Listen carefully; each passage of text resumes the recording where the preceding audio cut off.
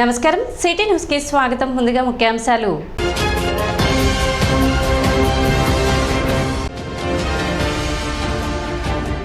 పట్టణంలో ప్రశాంత వాతావరణంలో పోస్టల్ బ్యాలెట్ ద్వారా ఓటు హక్కు వినియోగించుకున్న ఉద్యోగులు.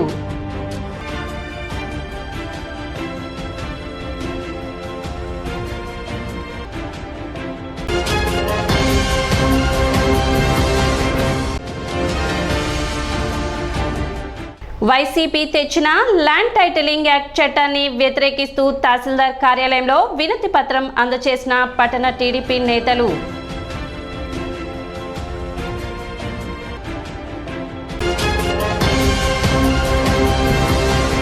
పట్టణ 8వ వార్డుకు చెందిన పలువురు వైసీపీ నేతలు జనసేన పార్టీలో చేరారు. 8వ వార్డు టీడీపీ కార్యాలయం వద్ద జరిగిన కార్యక్రమంలో కూటమి అభ్యర్థి నాదెండ్ల మనోహర్ సమక్షంలో జనసేన పార్టీలో చేరారు.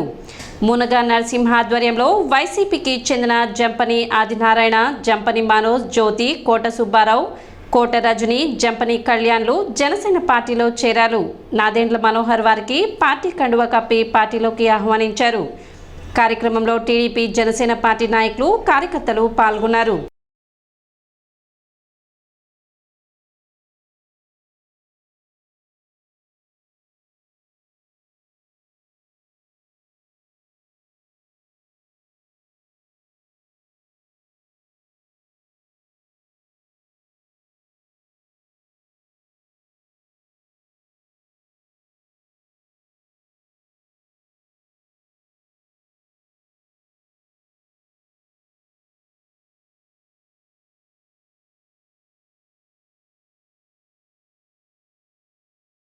ఎనిమిదవ వార్డు యువకులు, ఇంకా న్యాయవాది జంపని ఆదినారాయణ గారి కుటుంబ సభ్యులు వారంతా కూడా ఉమ్మడి పార్టీలలో వాళ్ళు ఈ రోజున జాయిన్ అవ్వడం జరిగింది.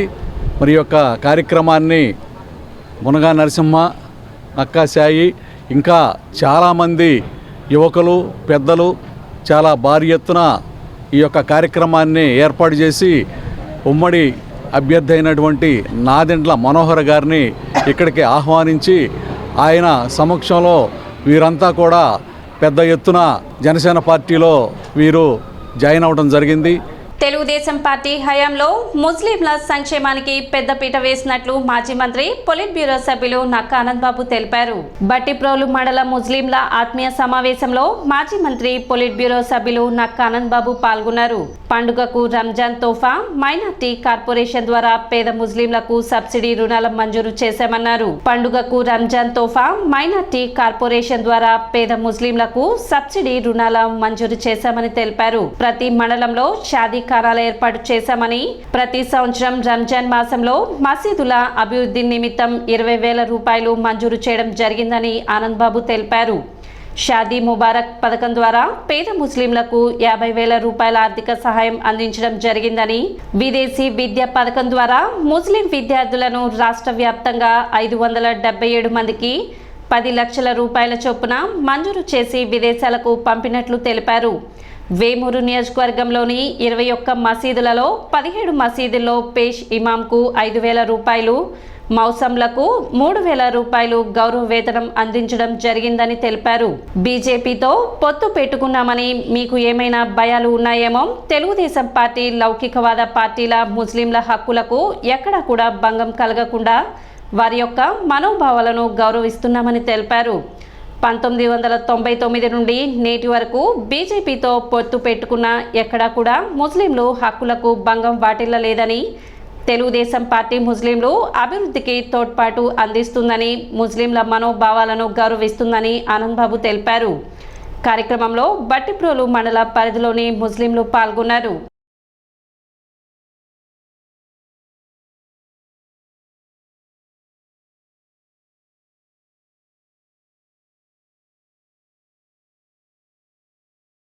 ఇండియా కూటమి, కాంగ్రెస్, కమ్యూనిస్టు పార్టీల అభ్యర్థులకు ఓటు వేసి విద్వేషాల జ్వాలలో భారత సమాజాన్ని దగ్ధం చేస్తున్న బీజేపీని, వారి మిత్రపక్షాలను తిరస్కరించాలని సిపిఐ ఎంఎల్ లిబరేషన్ నేతలు పేర్కొన్నారు.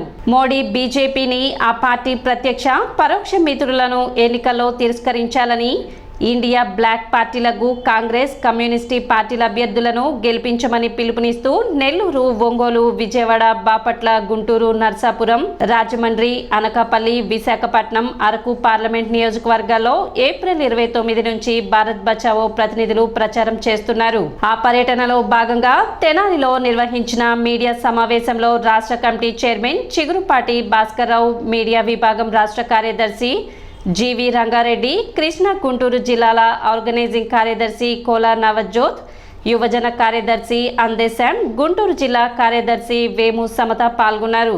ఈ సమావేశంలో చైర్మన్ భాస్కర్రావు మాట్లాడుతూ జాతీయోద్యమ ఆకాంక్షలకు అనుగుణంగా డాక్టర్ బాబాసాహెబ్ అంబేద్కర్ రూపొందించిన రాజ్యాంగ ప్రవేశికలో రాసినట్లు పౌరులందరికీ సాంఘిక, ఆర్థిక, రాజకీయ న్యాయాన్ని, ఆలోచన, భావ ప్రకటన, విశ్వాసం, ధర్మం, ఆరాధనలలో స్వాతంత్రాన్ని, అంతస్తులోనూ అవకాశాల్లోనూ సమానత్వాన్ని చేకూర్చుతూ ప్రజలందరి మధ్య సౌభ్రతృత్వాన్ని పెంపొందిస్తూ సర్వసత్తాక సామ్యవాద, లౌకిక, ప్రజాస్వామ్య, గణతంత్ర రాజ్యంగా భారతదేశాన్ని నిర్మించుకోవడం దేశ ప్రజల లక్ష్యమని తెలిపారు. గత నెల 29వ తేదీ నుంచి ఉత్తర ఆంధ్రాకి భారత రాజ్యాంగకుల పరిరక్షణ వేదికతో కలిసి అటు ఉన్నటువంటి ఒక 5 పార్లమెంట్ నియోజకవర్గాలలో బీజేపీని, కానీ మిత్ర పార్టీని, తొత్తు పార్టీని అంటే బీజేపీతో పాటు టీడీపీ, జనసేన, వైఎస్ఆర్సీపీలను కూడా ఓడించండి, కాంగ్రెస్ కూటమి అభ్యర్థులకు ఓటు వేసి గెలిపించండి అని చెప్పేసి ప్రచారం చేశాం. మరొక టీము నెల్లూరు, ప్రకాశం, బాపట్ల, గుంటూరు, విజయవాడ పార్లమెంట్ నియోజకవర్గాల్లో ప్రచారం చేస్తున్నాం. ఆ క్రమంలో ఇవాళ తెనాలికి రావడం అనేది జరిగింది. ఈ సమాజం యొక్క లౌకిక స్వభావాన్ని ధ్వంసం చేస్తూ ఉంది. ఈ దేశ మూలవాసులైనటువంటి దేవుణ్ణి కూడా ప్రార్థించుకునే హక్కు కొన్ని వేల సంవత్సరాలుగా లేకపోవడం వల్ల అధికారంలోకి వచ్చిన వెంటనే బ్లాక్ మనీ మొత్తం తీసుకొచ్చి ప్రతి భారతీయుడి కావచ్చు అకౌంట్లో 15 లక్షలు వేస్తా అన్నాడు. ప్రతి భారతీయుడి దగ్గర నుంచి దగ్గర ఓ 10 లక్షలు దోపిడీ చేసి అంబానీ, అదానీ లాంటి కుబేరులకు ఇచ్చి వాళ్ళ మహాకుబేరులుగా చేశారు. 2013లో ప్రపంచ ధనవంతుల జాబితాలో అసలు లేనటువంటి అదానీ 2023 వచ్చేటప్పటికి ప్రపంచ కుబేరుల జాబితాలో 3వ వాడుగా వచ్చాడు. అలాగే అంబానీ కూడా ప్రపంచ కుబేరుల జాబితాలో వచ్చాడు.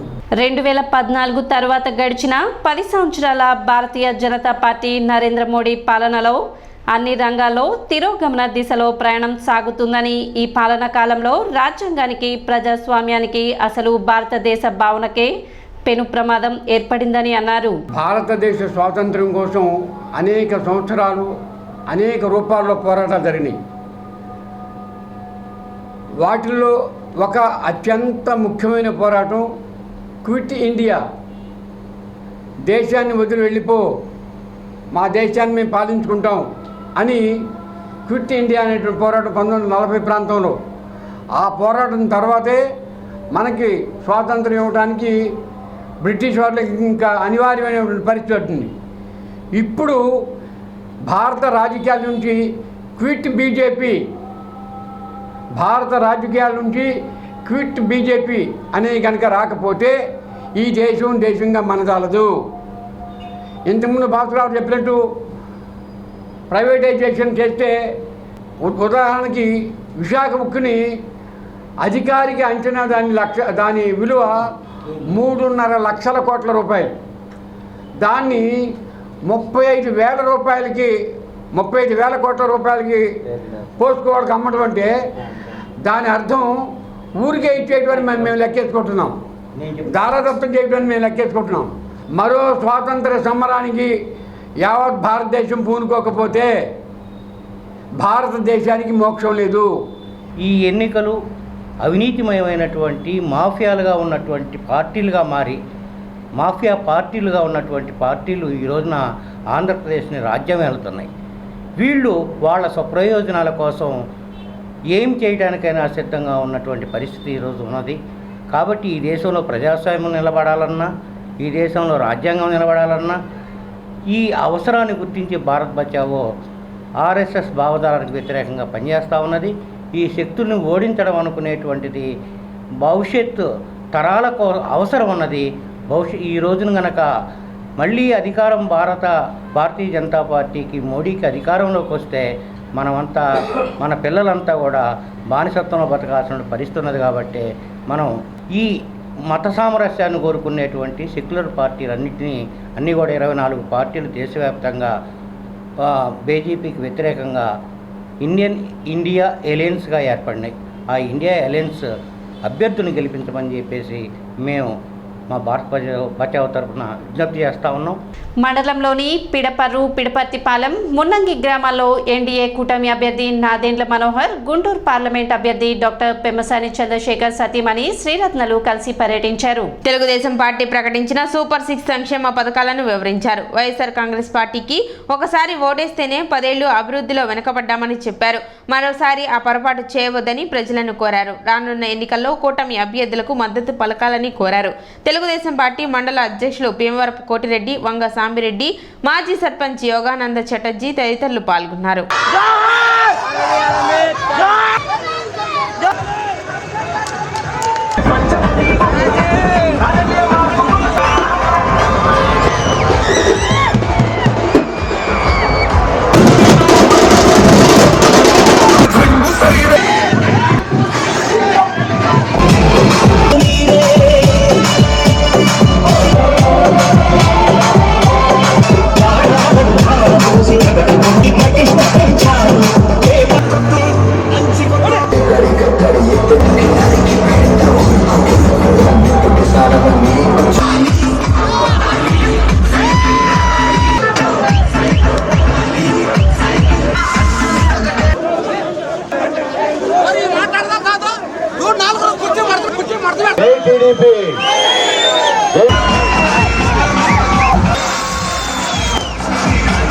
రాష్ట్ర వ్యాప్తంగా కొలిపర మండలం అంటే ఒక స్ఫూర్తినిచ్చే మండలం.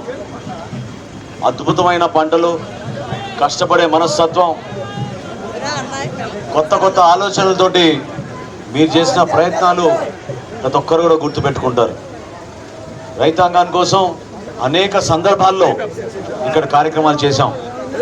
గతంలో మీకు తెలిసిన శాసనసభ్యుడిగా ఉన్నప్పుడు ఏ విధంగా ఇక్కడ పాడి పంట కోసం, అదేవిధంగా రైతాంగానికి ఉపయోగపడే విధంగా తైవాన్ స్ప్రేయర్లు, ఆయిల్ ఇంజన్లు, హార్వెస్టర్లు, చివరికి వర్షాలు వస్తే ఈ మొక్కజొన్నల కోసం పట్టాలు కూడా ఇవ్వడం ఆ రోజుల్లో ఎంత అద్భుతంగా చేసేవాళ్ళో మీ అందరికీ తెలుసు.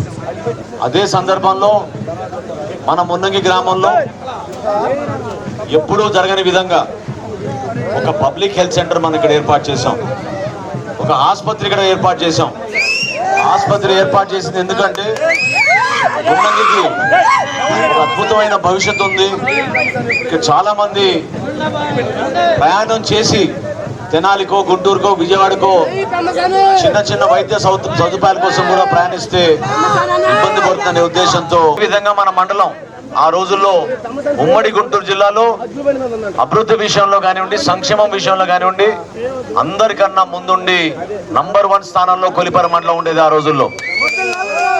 ఆ విధమైన కార్యక్రమాలు మనం చేశాం, నిజాయితీగా చేశాం. ఈ ప్రాంతానికి అభివృద్ధి కోసం, ఈ ప్రాంతంలో ఉన్న పేదరికంలో నిర్మూలన కోసం మనం సంక్షేమ కార్యక్రమాలు చేశాం.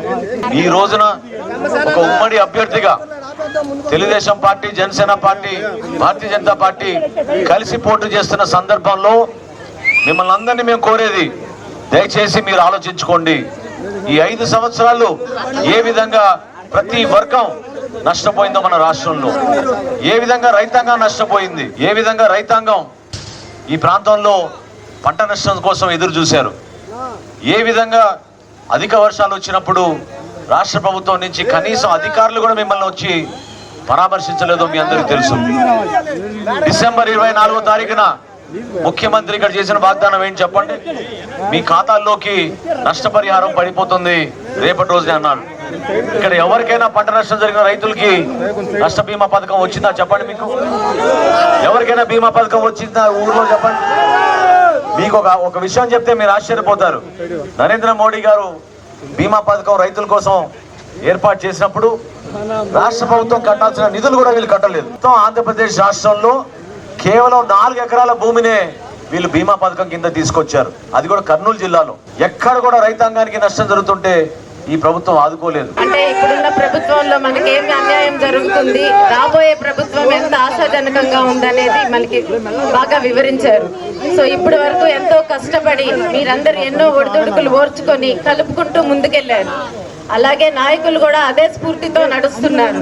సో మీరిచ్చే స్ఫూర్తితో వారు ఇచ్చే స్ఫూర్తితో మీరు అందరం కలిసి నడుస్తున్నాం. మనోహర్ గారు చెప్పినట్టు ఇదే స్ఫూర్తిని ఓటింగ్ వరకు తీసుకెళ్ళండి. చివరి రోజుల్లో ఎవరైనా ప్రలోభాలకు గురి చేసినా, ఏదైనా మధ్యలో విభేదాలు సృష్టించాలని చూసినా గట్టిగా ఐకమత్యంతో నిలబడండి. ఇంకెన్నో రోజులు లేవు. మనము మంచి ఆశాజనకమైన రోజుల్లోకి ముందు వెళ్ళబోతున్నాం. నేను ఇక్కడికి వస్తున్న టైంలో ఆయకట్టు చూశాను. మొన్న ఇసుక మాఫియా కూడా వెళ్ళి చూశాను బాబు, కృష్ణా నదిలో జరుగుతున్నది. నాకు చాలా బాధ కలిగింది. అంటే అన్ని ట్రక్కులు వాళ్ళు తీసుకెళ్ళిపోతున్నా మనం ఏమీ చేయలేని నిస్సహాయ స్థితిలో చూస్తున్నాం. అది కేవలం ఇసుక తీసుకెళ్లే ఒక్కటే విషయం కాదు ఇక్కడ. దానివల్ల ఏమవుతుందంటే మనకి కృష్ణా నదికి వరద వచ్చినప్పుడు వరదతో పాటు మళ్ళీ ఇసుక నింపుకుంటుంది. కానీ ఇప్పుడు ఇసుక తీసేయడం వల్ల నీరు ఆయకట్టు కాదు కదా, దాని దగ్గరకు కూడా రావటం లేదు. అంటే పొలాలు తడిసే సంగతి వేరు. ఆ నీరు ఎంత 3 లక్షల క్యూసెక్ నీరు వచ్చినా కూడా ఇదివరకు వచ్చే వరద ఇప్పుడు 10 లక్షల క్యూసెక్ నీరు వచ్చినా రావటం లేదు. అది జరగడం వల్ల మన పంట పొలాలు ఎంతో నష్టపోతాయి. సో ఇవన్నీ మీరు చాలా వివరంగా ఆలోచించి మిగతా ఉన్న వాళ్ళకు కూడా తెలియజేయాలని అభ్యర్థిస్తూ, మన ఓటింగ్కి వెళ్లే వరకు ఎవరు ఎక్కువ ధీమాగా మనమే గెలిచిపోతామనే ఉండొద్దండి. ఇప్పుడు ఒక చిన్న విరామం.